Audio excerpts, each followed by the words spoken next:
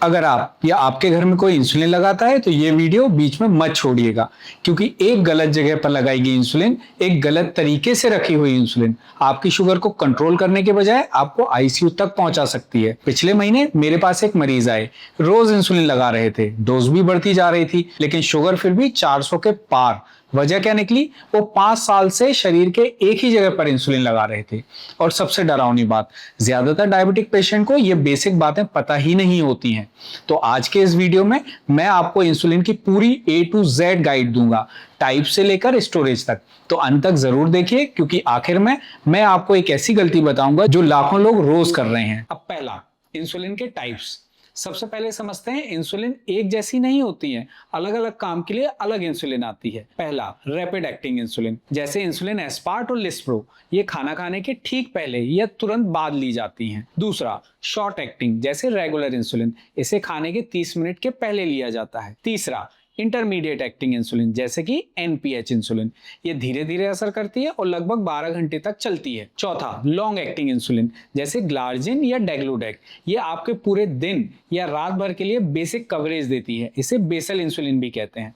और पांचवा, pre mixed insulin, इसमें रैपिड और इंटरमीडिएट दोनों मिक्स होती हैं एक ही इंजेक्शन में। इसे ऐसे समझते हैं, rapid insulin express train, regular insulin passenger train, intermediate insulin day shift worker और long acting insulin night security guard. याद रखिए, डॉक्टर आपको जो इंसुलिन देते हैं वो आपकी बॉडी, मील पैटर्न और शुगर लेवल्स देखकर डिसाइड करते हैं। खुद से टाइप बदलना खतरनाक हो सकता है। दूसरा, अब बात करते हैं, इंसुलिन पेन से लेना है या फिर सिरिंज से लेना है। सिरिंज पुराना तरीका है, सस्ता है, लेकिन डोज मेजर करने में गलती होने का चांस भी ज्यादा रहता है, स्पेशली बुजुर्गों में या कमजोर आंखों वालों में। जबकि इंसुलिन पेन ज्यादा एक्यूरेट होता है, इस्तेमाल करने में आसान होता है, बाहर ले जाने में कन्वेंशनल होता है। आजकल ज्यादातर डॉक्टर्स पेन ही रिकमेंड करते हैं, खासकर बच्चों और बुजुर्गों के लिए। लेकिन हाँ, पेन की नीडल 2-3 बार लगाकर बदलना जरूरी है, वरना इन्फेक्शन का खतरा बढ़ जाता है। अब सबसे इंपॉर्टेंट हिस्सा, इंसुलिन लगाएं कहाँ? 4 जगह जनरली होती हैं। पेट यानी एब्डोमेन,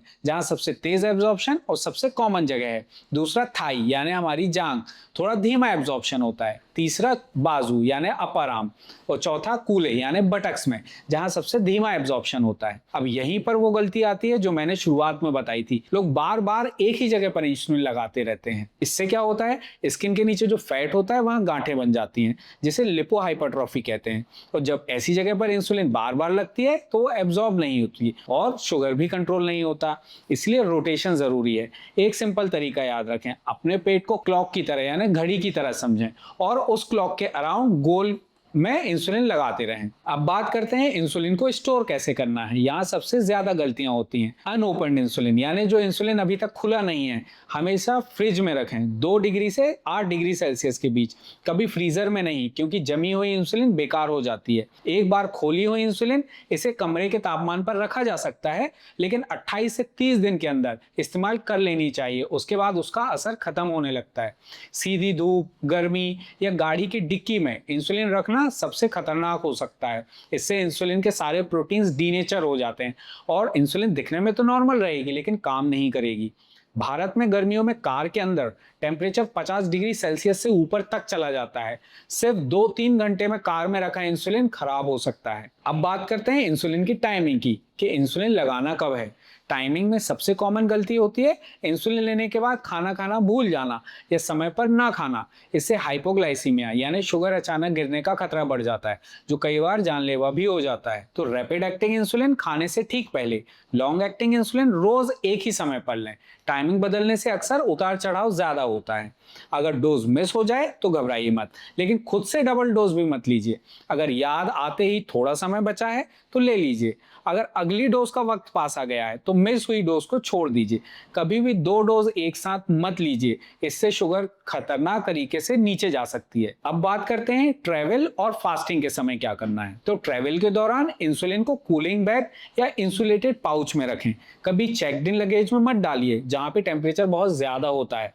हमेशा जो हाथ में हमारा बैग होता है उसमें इंसुलिन को रखना है। फास्टिंग के दौरान जैसे कि नवरात्रि या रमजान में इंसुलिन की डोज और टाइमिंग में बदलाव डॉक्टर की सलाह के बिना बिल्कुल मत कीजिए।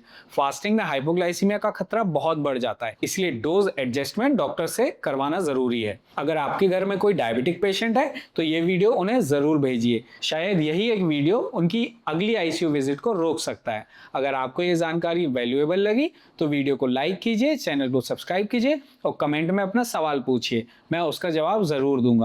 मिलते हैं अगले वीडियो में, तब तक के लिए अपना और अपनों का ख्याल रखिए। धन्यवाद।